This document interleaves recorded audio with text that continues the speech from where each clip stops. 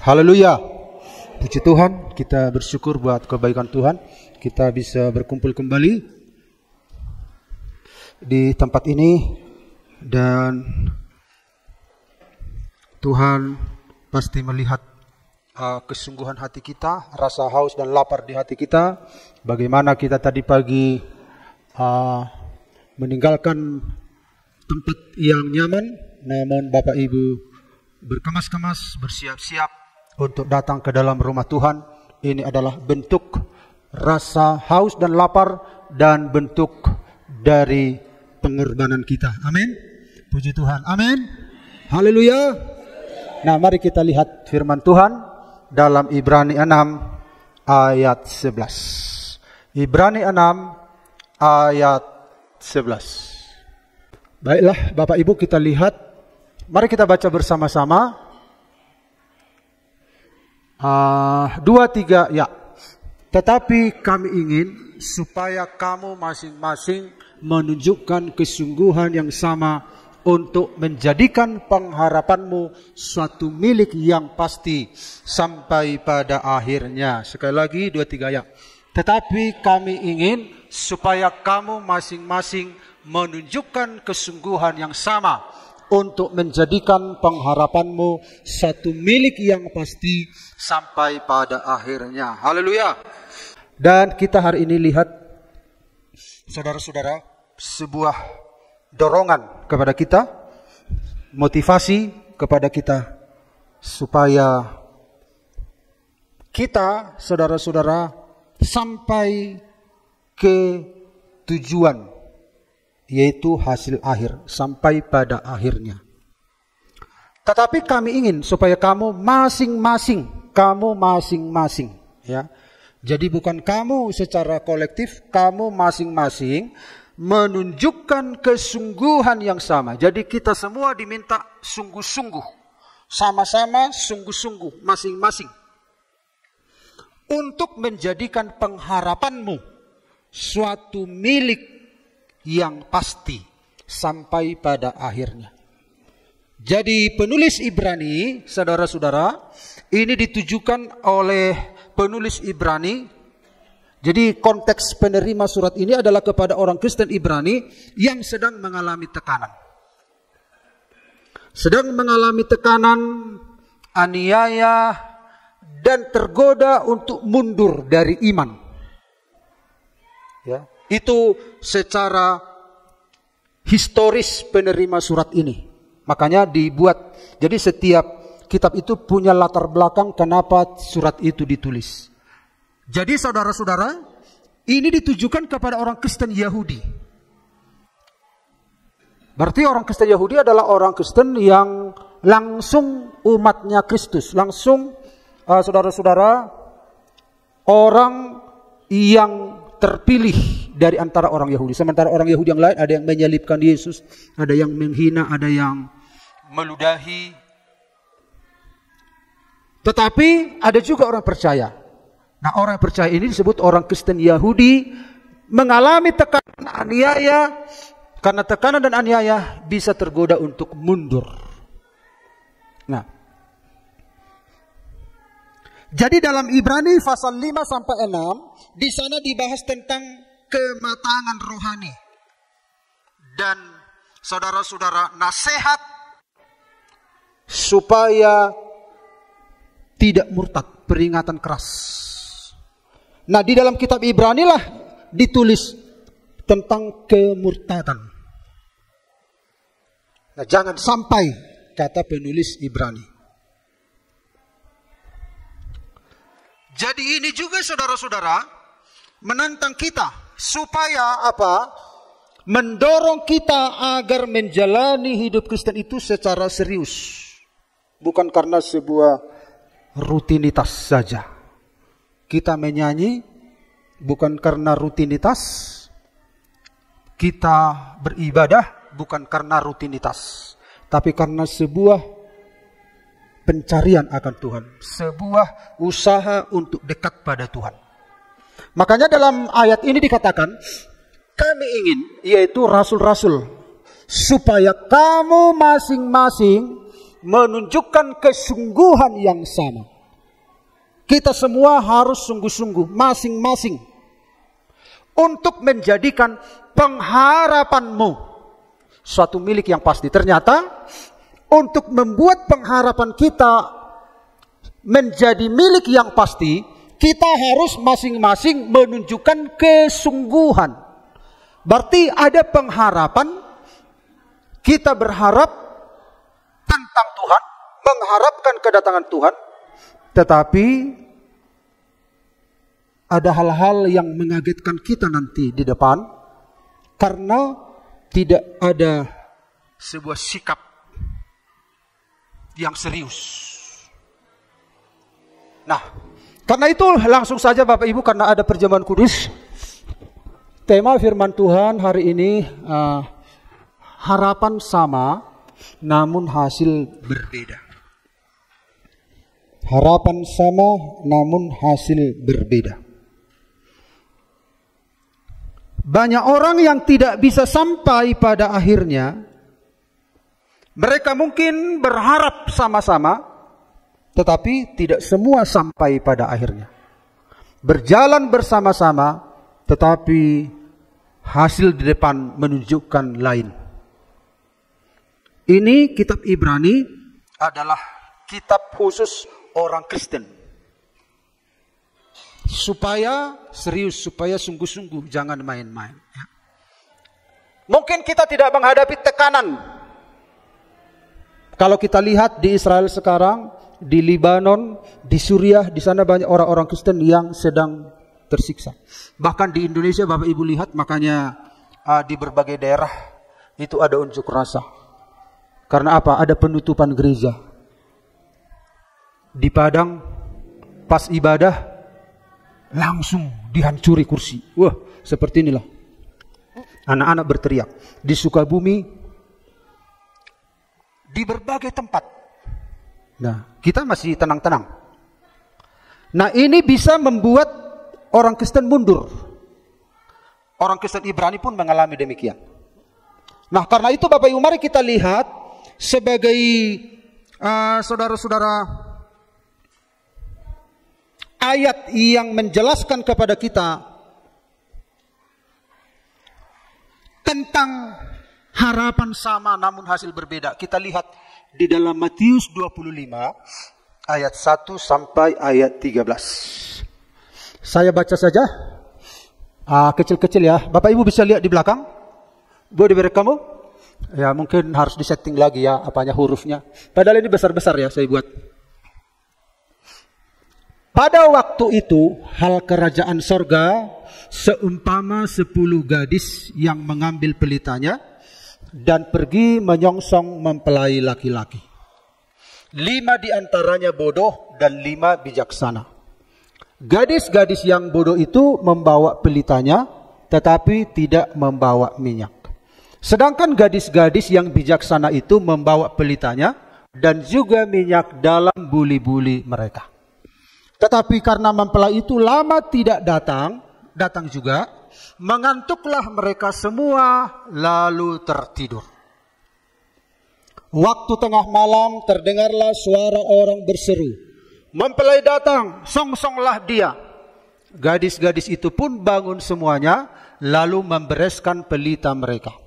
Gadis-gadis yang bodoh berkata kepada gadis-gadis yang bijaksana, "Berikanlah kami sedikit dari minyakmu itu, sebab pelita kami hampir padam." Tetapi jawab gadis-gadis yang bijaksana itu, "Tidak, nanti tidak cukup untuk kami dan untuk kamu. Lebih baik kamu pergi kepada penjual minyak dan membeli di situ." Akan tetapi waktu mereka sedang pergi untuk membelinya, datanglah mempelai itu dan mereka yang telah siap sedia masuk bersama-sama dengan dia ke ruangan perjamuan kawin. Lalu pintu ditutup. Kemudian datang juga gadis-gadis yang lain itu dan berkata, "Tuan, Tuan, bukakanlah kami pintu." Tetapi ia menjawab, "Aku berkata kepadamu, sesungguhnya aku tidak mengenal kamu. Karena itu berjaga-jagalah, sebab kamu tidak tahu akan hari maupun saatnya." Haleluya. Nah, kita lihat di sini Bapak Ibu sebagai penjabaran dari Ibrani pasal 6 ayat 11, kita lihat dengan kisah 10 gadis ini. Nah, jadi saudara-saudara, dari sini kita akan melihat kebenaran, ya. Kita melihat kebenaran, 3 kebenaran yang patut direnungkan tentang pengharapan kita bersama. Ada 3 kebenaran dari Matius 25 ayat 1 sampai ayat 13. Lalu kita lihat saudara-saudara, dalam Ibrani 6 ayat 11, warna kuning, saya buat warna kuning. Tetapi kami ingin supaya kamu masing-masing menunjukkan kesungguhan yang sama. Itu kalau kita lihat di dalam Matius 25 ayat 2 itu paralel, ya. 5 di antaranya bodoh dan 5 bijaksana. Jadi saudara-saudara, orang-orang percaya itu terdiri dari 2 sifat ini. Jadi yang pertama, kebenaran yang pertama kita lihat, harapan mereka sama, namun sifat berbeda. Sekarang kita lihat dulu, mengapa 10? Mengapa tidak 9 gadis? Mengapa tidak 11? Mengapa tidak 12? Mengapa 10? Kalau kita lihat dalam Alkitab, angka 10, ada 10 perintah Allah, ada 10 tulah, ada 10 persepuluhan, ada 10 budak dalam perumpamaan talenta atau 10 hamba, ada 10 jari, tangan, kaki. Tentu itu semua punya makna. Tetapi kenapa 10 gadis? Ini adalah menurut tradisi Yahudi, ya, tidak ditulis dalam Alkitab. Menurut tradisi Yahudi, ini 10 gadis adalah 10 pengiring sah untuk menyambut mempelai sebagai bentuk penghormatan. Ini adalah sebuah tradisi di Yahudi bahwa untuk menyambut mempelai itu 10 pengiring, 10 panaru, begitu, ya. Jadi dengan kata lain 10 gadis ini bukan angka acak, ya, tetapi jumlah standar yang diharapkan hadir dalam penyambutan ritual pesta Yahudi. Jadi kalau kurang dari 10 itu cacat penyambutan, ya.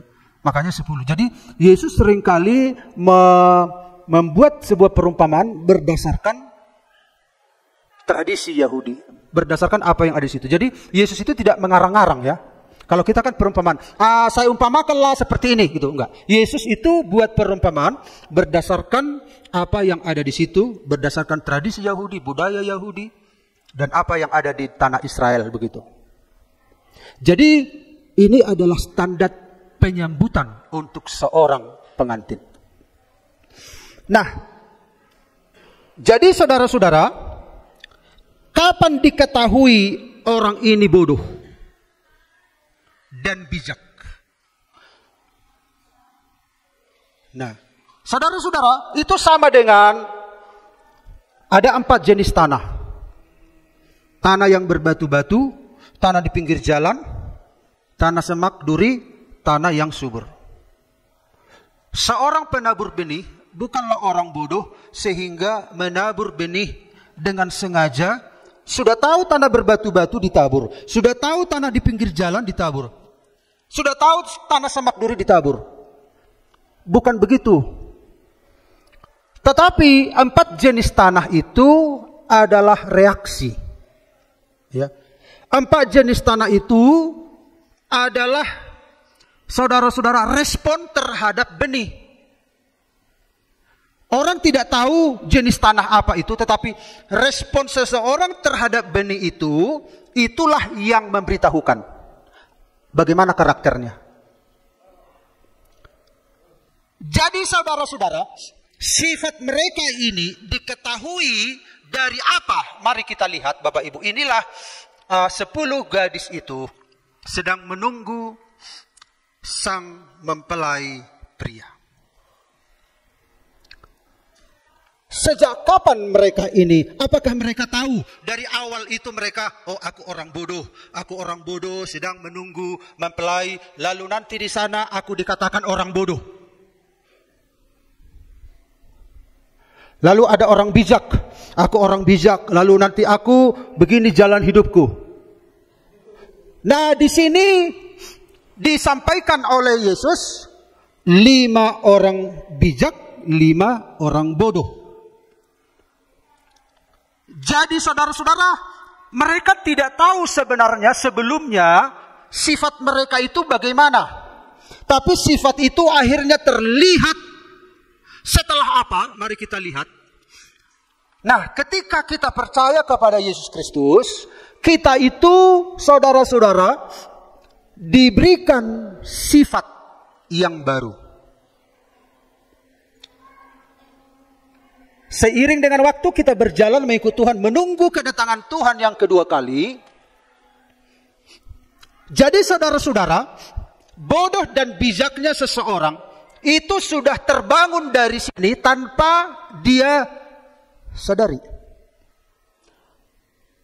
Tapi reaksinya terhadap kedatangan Tuhan nanti akan memberitahukan sifatnya. Karakternya itu akan ketahuan belakangan setelah bagaimana responnya terhadap kedatangan Tuhan, menyambut kedatangan Tuhan. Jadi sifat seseorang itu, saudara-saudara, terlihat ketika ada ujian penantian. Ketika mempelai itu lama tidak datang, itu kan sebuah ujian. Menunggu itu sebuah ujian. Karakter kita, sifat kita akan terlihat ketika ada ujian penantian. Ketika saudara mempunyai pokok doa, saudara menanti-nanti, karakter saudara akan berkembang, sifat saudara akan terlihat ketika ada ujian penantian. Ujian penantian ini adalah sesuatu yang menyakitkan. Disitulah karakter kita sedang dibentuk. Bagaimana kalau misalnya doa kita nggak dijawab, belum dijawab? Bagaimana kalau harapan kita belum terwujud? Itu contoh-contoh kecil.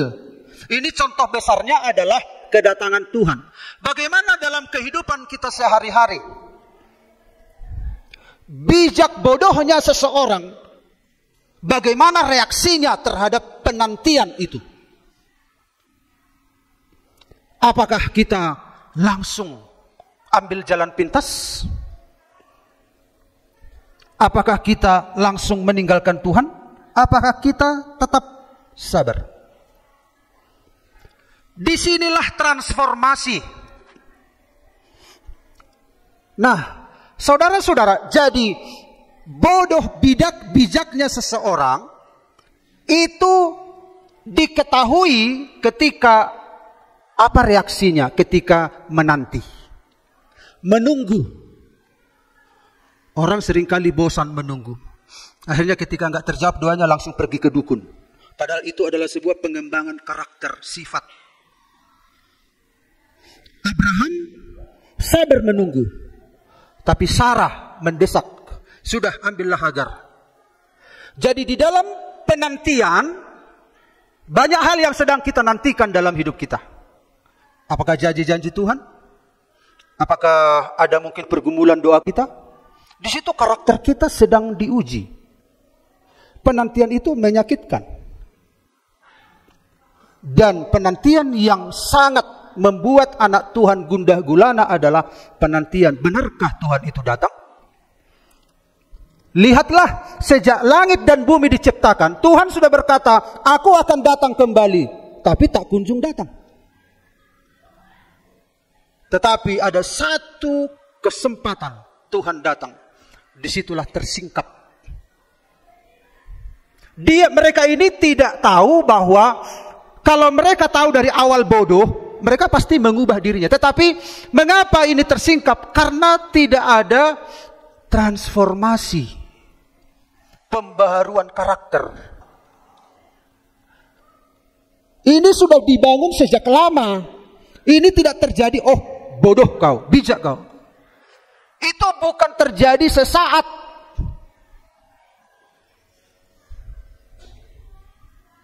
Tidak terjadi sesaat. Tetapi telah dibangun dari awal. Dan karakter itu akan diuji di dalam sepanjang tahapan-tahapan penantian. Bagaimana kita mengikut Tuhan? Ini proses sifat kita berkembang di sini.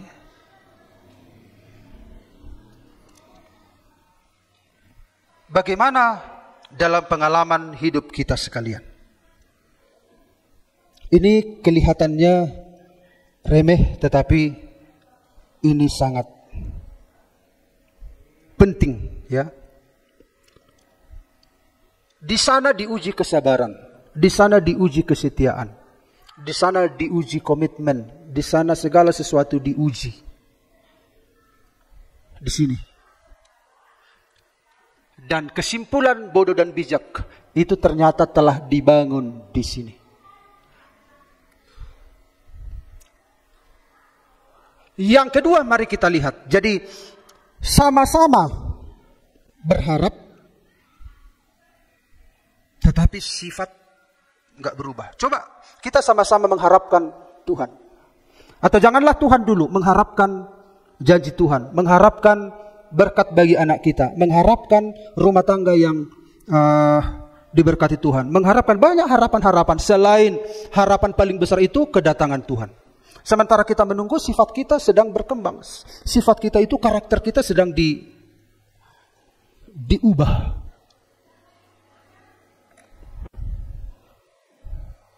Jadi saudara-saudara, bijaksana ini di dalam bahasa Yunani disebut pronimos. Berhati-hati, bertanggung jawab. Jadi ketika dia itu percaya pada Yesus, dia menjalani hidup kekristenannya dengan penuh tanggung jawab. Sementara bodoh, moros artinya bebal, sembrono, tanpa refleksi rohani. Enggak, dia bebal, dia sembrono. Ya, dia sembrono di sini. Jadi jangan diharapkan kalau hidup sembrono lalu ada gelar bijak, jangan diharapkan. Hidup sembrono inilah pada akhirnya terungkap. Statusnya dia itu, sifatnya itu bodoh. Ini bukan bodoh dan bijak, bukan masalah ilmu ya, bukan itu. Tapi masalah menjalani kehidupan. Bukan masalah matematika ini, bukan. Bukan masalah ilmu. Tapi bagaimana kita menjalani hidup sebagai seorang Kristen. Ini bertanggung jawab. Jadi kalau kita sering bertanggung jawab dalam tugas-tugas kita, jangan heran di ujung pengharapan kita, kita itu disebut bijak. Amin. Jadi kalau kita sembrono hidup dan jangan mengharapkan saudara disebut bijak. Gelar yang dapat kita sandang di sana adalah bodoh. Bodoh dan bijak tidak terjadi dengan tiba-tiba. Tapi itu telah dibangun sekian tahun. Betapa banyak anak Tuhan sembrono. Banyak anak Tuhan, saudara-saudara, ya karena misalnya nggak dapat pekerjaan, ya udahlah. Akhirnya dia hidup sesuka-sukanya. Ada orang menanti, dia belum dapat jodoh contohnya. Akhirnya udahlah, daripada nggak laku, udahlah kepada orang yang apalah, nanti juga berubahnya di tengah jalan. Buktinya si Anu, dia belum bertobatnya dulu, tapi setelah menikah bertobatnya. Itu namanya spekulasi. Kalau sudah tahu demikian, di dalam Tuhan itu nggak boleh berspekulasi. Kita berspekulasi di sini. Jaga hidupmu baik-baik. Pertanggungjawabkan hidupmu baik-baik. Amin. Kita mau mendengar apa kata Tuhan di ujung jalan kita. Kita tidak mau mendengar, saudara-saudara, penilaian sementara di dunia ini. Oh, kau hebat, kau hebat, kau hebat. Tapi apa kata Tuhan di ujung jalan kita? Ini menjalani hidup bertanggung jawab. Tapi ada orang hidup sembrono, gak ada pembaharuan. Dia gak menjalani hidupnya tahap demi tahap. Dia tidak belajar dari pengalaman. Dia tidak belajar dari masalah yang dihadapi. Makanya anak-anak Tuhan harus hidup bertanggung jawab dalam imannya. Nah, lalu kita lihat Bapak Ibu. Jadi harapan sama, namun sifat berbeda. Mereka mengharapkan sama-sama akan kedatangan Tuhan. Tapi sifatnya itu berbeda. Sifat yang berbeda itu yang menyimpulkan nama mereka. Jadi, saudara-saudara, ada orang begini. Udahlah, hidup sesukanya lah hari ini. Nanti kalau mau mati, aku minta ampun sama Yesus, lalu aku masuk surga. Tuhan itu nggak bisa dipermainkan. Kalau sudah tahu yang benar, bertanggung jawablah terhadap pengetahuan yang benar itu. Amin. Tuhan itu adil. Tuhan itu cerdas. Tuhan itu penuh hikmat. Dia yang mengatur alam semesta ini. Tidak ada yang tabrakan planet-planet dan sebagainya. Apalagi dengan pendapat murahan seperti tadi. Udahlah, nanti selama aku sehat, suka-sukakulah hidup. Nanti di akhir hidupku minta ampun sama Tuhan. Seperti orang yang disalibkan di sebelah kanan Yesus kan, dia langsung minta ampun. Yesus bilang, pada hari ini engkau bersama-sama dengan aku di Firdaus. Aku mau seperti itu. Begitu. Ini kan penjahat yang tidak tahu apa-apa sebelumnya. Kalau kita sudah tahu sebelumnya tentang kebenaran, maka Allah tidak mau dipermainkan. Hiduplah bertanggung jawab. Karena itu mengembangkan sifat karakter kita. Dan label ini, bodoh dan bijak, itu diuji oleh bagaimana kita punya daya tahan menanti janji Tuhan. Amin. Adong do panutun.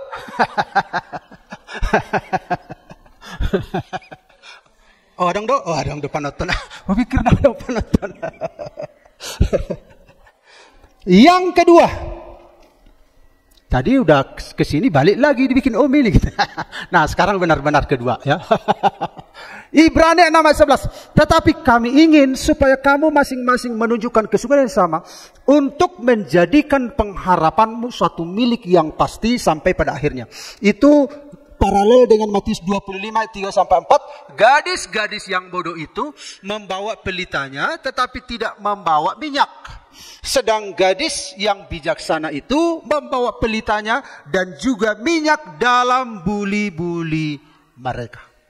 Jadi kita lihat yang kedua, harapan sama namun sikapnya, persiapannya berbeda. Sikapnya terhadap harapan itu. Siapa yang diharapkan? Kedatangan Tuhan. Tapi sikapnya berbeda.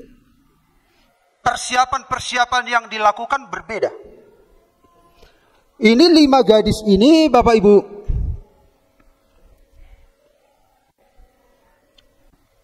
bukan tadi saya bilang, bukan sesuatu yang mereka kondisikan sejak percaya sama Yesus, enggak. Tetapi sebuah keputusan harian mereka akhirnya membentuk, mengkristal dalam hidup mereka, ya. Jadi kalau kita keraskan hati kita dari awal, maka lambat laun itu akan mengeras, terbentuk, terpola, dan akhirnya itu akan kita bawa-bawa. Nah, kita lihat di sini Bapak Ibu.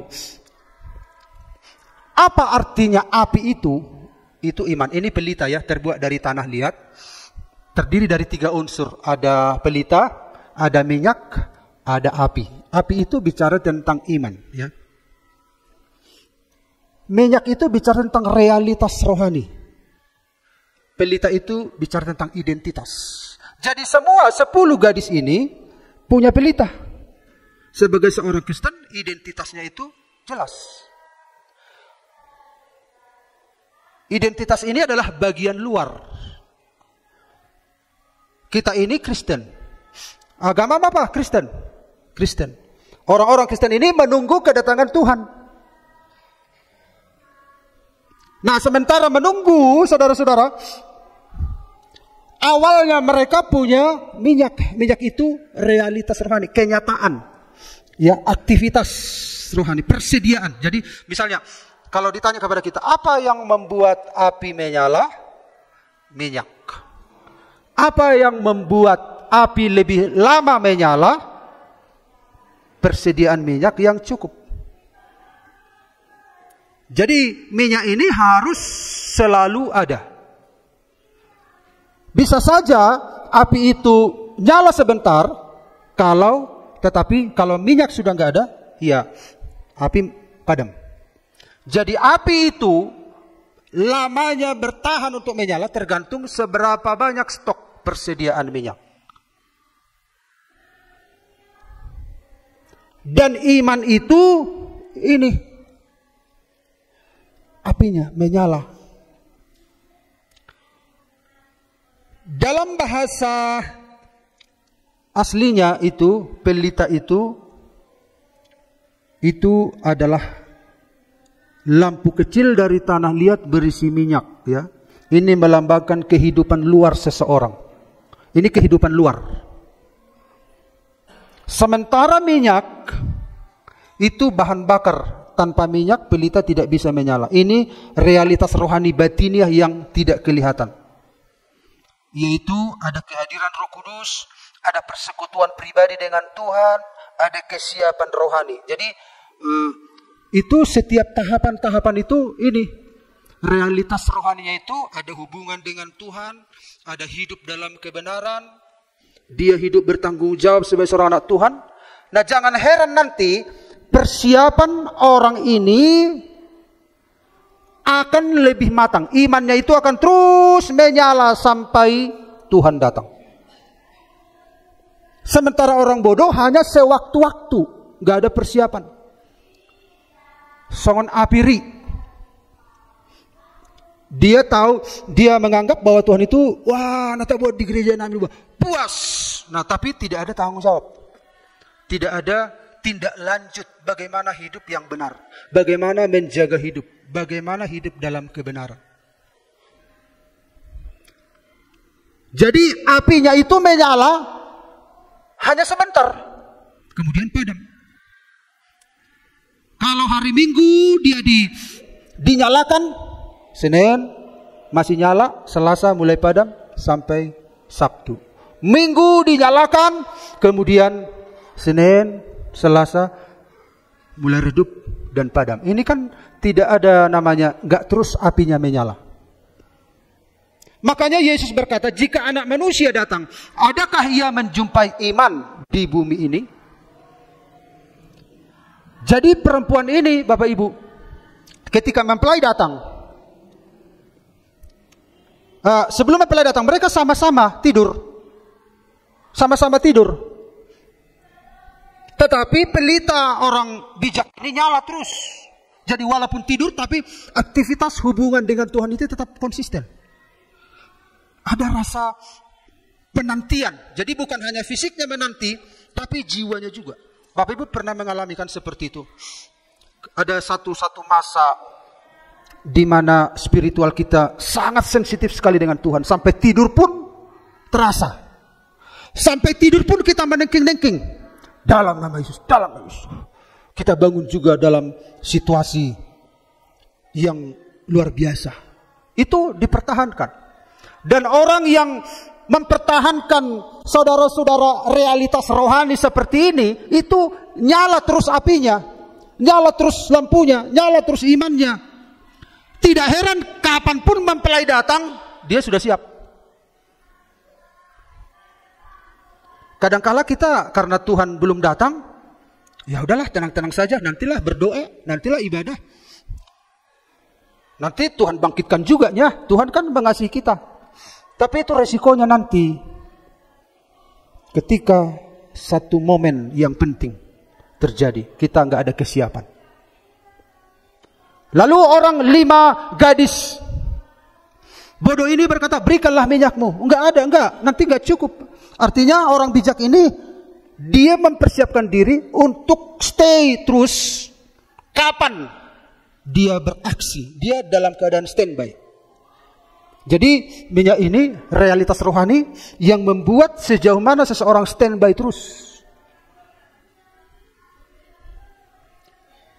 Tidak mubang lonong. Nah, ini yang perlu kita perhatikan Bapak Ibu. Kalau masalah identitas ini pelita, semua orang Kristen. Tetapi kenapa mereka disebut bodoh dan bijak? Karena ternyata masalahnya di sini. Akibatnya ini padam. Kalau identitas tetap. Tetapi realita rohani ini, sikapnya, persediaan spiritualnya nggak ada. Nggak ada persediaan. Gak ada keadaan siuman. Walaupun 5 yang bijak juga tidur, tetapi spiritualnya itu siuman. Jadi jangan terpengaruh dengan dunia ini membuat kita tidur terlelap. Apalagi apa ini Bapak Ibu, gak bisa, kadangkala kita iri melihat teknologi, apalagi melihat internet menjadi pesaing. Bukan berarti gak boleh, tetapi masalahnya tidak ada kesiapan senantiasa, tidak ada connect. Bisa saja kan kita lihat internet tapi tetap connect kan, terkontrol. Tapi kadangkala kita nggak peduli. Yang penting connect dengan sini, nggak peduli putus dengan sana, yaitu Tuhan. Kemudian yang terakhir, Bapak Ibu, Ibrani 6 ayat 11. Tetapi kami ingin supaya kamu masing-masing menunjukkan kesungguhan yang sama untuk menjadikan pengharapanmu suatu milik yang pasti sampai pada akhirnya. Nah, bagian ini kita temukan di dalam Matius 25:6. Waktu tengah malam terdengarlah suara orang berseru, mempelai datang, song-songlah dia. Jadi harapan sama, namun hasil berbeda. Betapa menyedihkan seperti ini, ya. Jadi makanya saudara-saudara, seringkali saya renungkan, ya. Mudah-mudahan orang Kristen juga merenungkan. Kenapa kita diizinkan? Dalam kehidupan kita banyak pelajaran-pelajaran. Misalnya kita kehilangan uang. Sedih atau senang kehilangan uang? Sedih. Sedih sekali. Kehilangan kereta. Lebih sedih, ya kan? Tapi tergantung uangnya berapa ya. Kehilangan mobil, wah lebih sedih. Sedih sekali. Kehilangan karena meninggal, sangat sedih. Kesedihan-kesedihan ini mengingatkan kita untuk waspada tentang adanya kesedihan yang sebenarnya. Apa kesedihan yang sebenarnya? Kalau waktu orang tua saya meninggal, saya sangat sedih sekali. Kehilangan. Andai kata dia pergi ke Jakarta, masih ada harapan pulang. Andai kata dia ke Amerika, masih ada harapan pulang. Tapi dia ada di sini, Bakke di Joloniba, alai dan terdok agiaha. Gak jumpa lagi. Bersama-sama dengan mereka, tapi akhirnya pisah juga, sangat sedih. Ada yang hilang dari sini, dari dalam. Menyedihkan. Tetapi Tuhan bilang, orang yang mati dalam Tuhan, jangan terlalu, kalau ada orang yang mati, saudara, jangan terlalu bersedih. Karena apa? Satu waktu kita akan berjumpa di sorga. Itu penghiburan. Tapi kapan jumpanya? Hanya itu harapan. Hanya jumpa di sorga harapan. Nah kalau dia pergi ke Bandung kan masih bisa kita ukur, 1 tahun. Masih kita bisa jaga tingkat kesedihan kita, rasa rindu kita. 1 tahunnya, 2 tahunnya, 3 tahunnya. Atau anak kita merantau ke Afrika contoh. Masih ada harapan, walaupun 10 tahun lagi. Nicholas ketawa, apa mau ke Afrika? Sangat sedih, tetapi ada harapan. Tapi kalau mati, harapan satu-satunya, kita akan jumpa di sorga. Akhirnya, hiburkanlah seorang akan yang lain. Tetapi kalau nggak jumpa di sorga, itu sangat menyedihkan. Ternyata perpisahan selama-lamanya. Kalau dia pergi merantau masih ada harapan. Kalau dia mati dalam Tuhan masih ada harapan jumpa di surga. Kalau nggak jumpa lagi dia masuk neraka. Jadi kesedihan-kesedihan, kehilangan-kehilangan yang kita alami, sebenarnya Tuhan pakai menggiring kita. Kamu harus tahu kehilangan yang sebenarnya itu. Betapa berharganya pelajaran ini supaya kamu serius. Karena kehilangan manusia itulah aku datang menyelamatkan kamu. Supaya kamu tidak terhilang Tapi kalau kamu hidup sembrono, kalau kamu gak sungguh-sungguh, padahal aku sudah membayar diriku, menyerahkan diriku untuk pemulihan hidupmu, lihatlah, akan terjadi kehilangan selama-lamanya. Kehilangan selama-lamanya ini sangat menyakitkan, lebih sakit daripada kehilangan orang yang kita kasihi. Kalau begitu, kalau kehilangan selama-lamanya, untuk apa hubungan di dunia ini Tuhan izinkan kita jumpa, apalagi dalam pernikahan Tuhan izinkan kita puluhan tahun berjumpa. Kita sebutlah 20 tahun. Untuk apa 20 tahun ini? Untuk apa pertemuan ini? Untuk apa keluarga ini Tuhan izinkan berjalan bersama-sama 30 tahun contohnya? Apa makna 30 tahun ini? Sebenarnya di dalam 30 tahun inilah kita mengerti, jangan sampai kita terhilang. Jangan sampai pasangan hidup kita terhilang. Jangan sampai hanya kita jumpa 30 tahun pada akhirnya kita berpisah. Di dalam waktu yang singkat itulah kita saling menolong, kita saling mendukung, kita saling memberitakan firman, kita mendoakan. Sama-sama bersama-sama di dunia juga bersama-sama dalam kekekalan. Amin. Amin. Untuk apa 10 gadis ini berjalan bersama-sama dalam suka maupun duka? Untuk apa kita berjalan bersama-sama jemaat GPD Parapat dalam suka maupun duka? Tapi kalau hasil berbeda, sangat menyedihkan.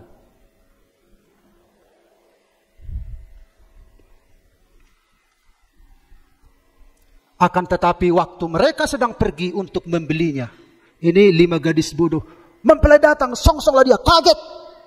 Wah, dicek. Gak ada persediaan rohani, gersang, kering. Oh janganlah dulu, aku bisa menyambut mempelai, harus berdoa puasa dulu, harus hidup dulu rohaniku. Yang gak ada kesempatan, makanya harus dalam keadaan standby spiritual kita. Lalu berdoa dulu. Oh haleluya, puji Tuhan. Mempelai tahan di situ sampai aku berdoa dulu, sampai hadirat Tuhan datang. Ini 5 gadis bijak.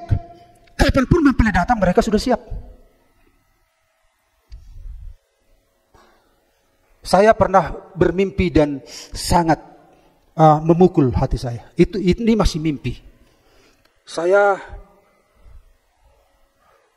sebagai seorang hamba Tuhan, mimpi saya begini. Saya disuruh menyampaikan sebuah materi di sebuah kegiatan. Lalu saya bilang, aduh, saya nggak siap bagaimana nih. Aduh. Lalu saya terbangun. Ternyata kesiapan itu penting. Kesiapan rohani itu penting, apalagi menunggu kedatangan Tuhan. Amin. Tidak ada kesempatan lagi. Makanya masing-masing harus ada kesiapan. Tidak bisa tunggu, Tuhan air bah, tahan dulu, jangan datang dulu. Tunggu kami siap dulu, berdoa, berpuasa. Gak ada gunanya lagi doa puasa lagi kalau sudah waktunya. Makanya sebelum datang, justru disinilah kita menata kerohanian kita. Amin. Tuhan berhenti dulu, jangan datang supaya aku berubah dulu. Oh enggak, justru sebelum Tuhan datang, siapkan dirimu. Ada persiapan-persiapan. Minyak itu melambangkan kesediaan. Yang menyakitkan itu hasilnya berbeda nanti. Jadi saya seringkali ditegur Tuhan lewat mimpi, ya. Tuhan ampuni saya.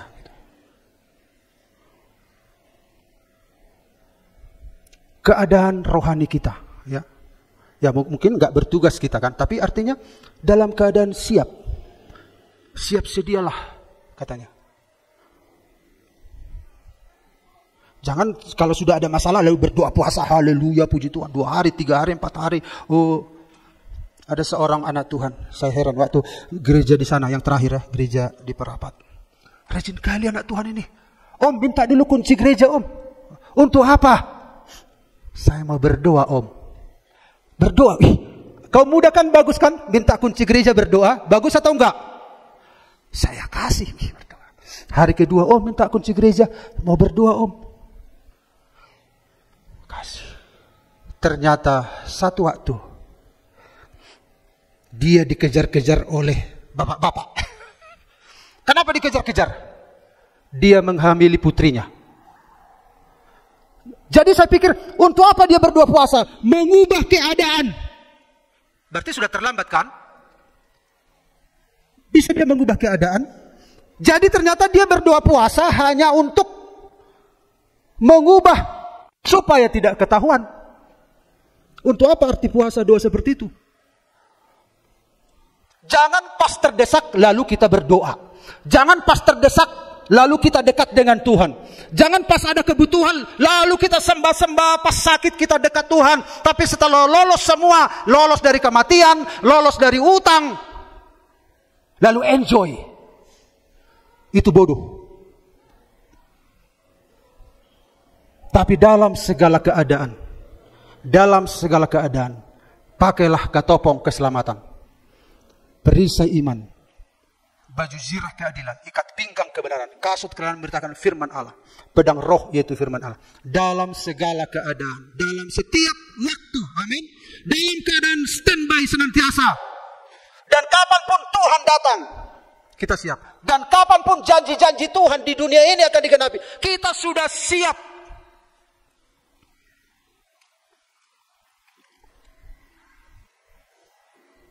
Sampai pada akhirnya, ini titik kesempurnaan kesudahan waktu. Mereka ketok-ketok pintu. Sudah selesai, tidak bisa dibuka. Pintu ditutup, berakhir selesai. Ini kejadian yang tidak kita inginkan. Tuhan sangat mengasihi kita. Dunia ini mengalihkan pandangan, pikiran kita. Anak-anak Tuhan yang hidup dalam kebenaran, tetaplah setia ikut Tuhan. Amin. Tetap teguh dalam Tuhan. Jangan mundur karena tawaran-tawaran dunia ini. Hidup benar, hidup suci, berkenan di hadapan Tuhan. Tuhan itu adil. Tuhan itu, saudara-saudara, tidak buta. Dia melihat segala sesuatu. Semua komitmen, semua keputusan kita, semua tanggung jawab yang kita tunjukkan di hadapannya, kelihatan maupun tidak kelihatan, yang kita tahu Tuhan melihat. Karena aku hidup di hadapan Tuhan. Aku berdiri di hadapan Tuhan. Dan Tuhan, aku tahu. Tuhan tahu memberi upah yang terbaik untukku. Karena aku berdiri di hadapannya dengan keadaan yang standby senantiasa. Haleluya. Puji Tuhan. Demikianlah renungan firman Tuhan. Mari kita siapkan hati kita, hidup kita menerima perjamuan kudus.